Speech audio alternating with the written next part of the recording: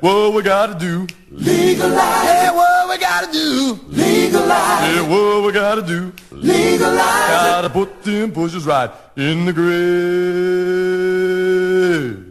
My name is Irv Rosenfeld.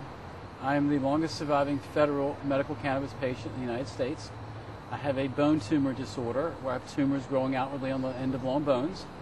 And I use cannabis as a muscle relaxant, which thereby eases the pain and keeps the muscles from tearing or the veins from tearing and hemorrhaging.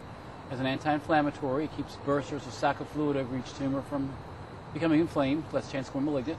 And aids for pain where the tumors are intractable and inoperative. In 1982, I became the second patient in the United States to have the federal government start supplying me medical cannabis on a daily basis. I discovered quite by accident in 1971 that cannabis worked for me medically better than any other medicine I was getting prescribed by the doctors. So I decided then I had to have it for medicine. It took me 10 years to take on the federal government, but finally in 1982 I became the second patient. It's quite bizarre that when you think that people get arrested for a substance that I get from the federal government supplied to me on a daily basis, it's a shame, and that's why I do these things, to try to show that what I get is what I need to get. It's a medicine for me. I survive. I do very well with the right medicine. And all these other people that are being arrested are just trying to really do the same thing. They need the medicine for the disorder, and they don't need to be made a criminal to get the medicine they need. 5 years ago, we had a complete evaluation done in Montana by Dr. Ethan Russo.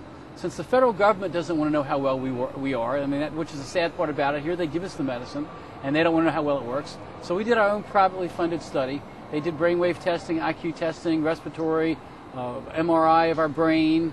They did everything they could think of. And the four of us came out perfectly normal. In fact, my lung capacity was 108% of normal. It's a shame the government doesn't want to study us and realize that it does work as a medicine without any harmful side effects. The federal government grows the cannabis on the campus of the University of Mississippi. There, the marijuana is sent to Raleigh, North Carolina, where it's put in cigarette form, and they put in a tin can about this far around, this tall, a tin can, 300 cigarettes, where they freeze it, and it can be frozen. The marijuana, the cannabis that I'm getting today, it was packaged and frozen in April of 1996. And then they ship it to the doctors or ship it to the pharmacy, and that's where I pick it up. People could learn more about this by going to medicalcannabis.com. That's an organization that's called Patients Out of Time, and there you'll find a complete medical history of cannabis and also about all the government programs and about what we stand for. What we gotta do. Legalize. Yeah, what we gotta do. Legalize. Oh, what we gotta do. Legalize. Gotta put them bushes right in the grave.